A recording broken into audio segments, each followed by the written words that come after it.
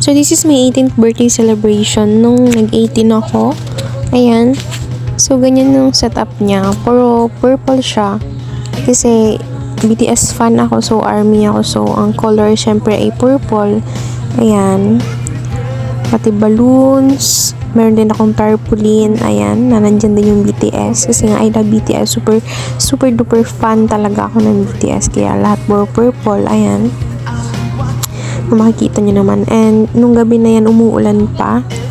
Ayan. So, ito. Lambing muna ako dito sa aso ko kay Kisses.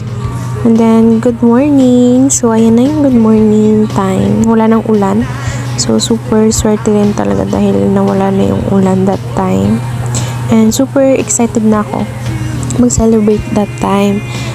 COVID that time, kaya unti lang yung bisita ko ay nasa Cavite ako. Mostly kasi ng friends ko ay nasa Palawan. So, family lang talaga yung invited sa birthday ko dyan. And yung mga kapitbahay namin. So, ayan yung handa ko. Yun lang. Simple celebration of my 18th birthday lang. Sila lang din. And also, yung favorite ko na sito is nandyan. So, this is my handa. Nagpa-cater lang si mama.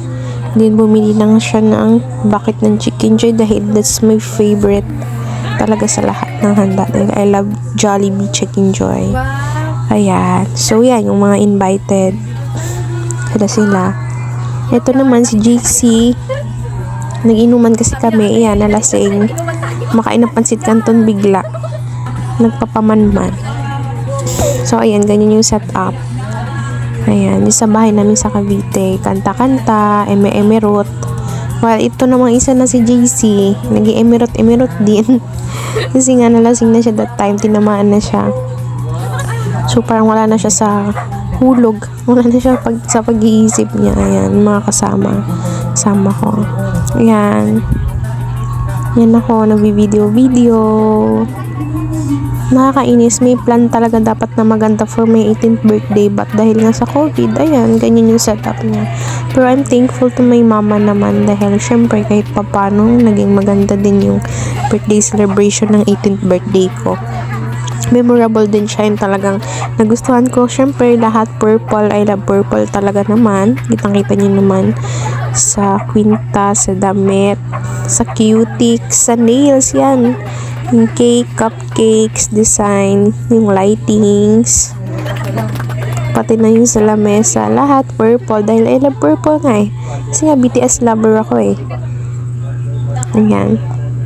So that time, kinakantanan nila ako dyan ng happy birthday. Yan yung before na malasing na yung mga kasama ko. Ayan. Yan si mama. Ayan. Si mama yan. Tapos iya si JJ.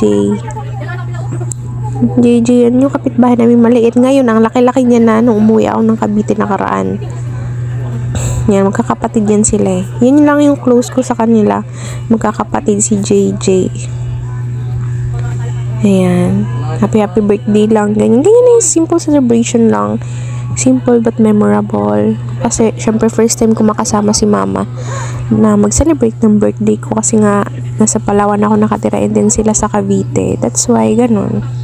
Super happy ako that time.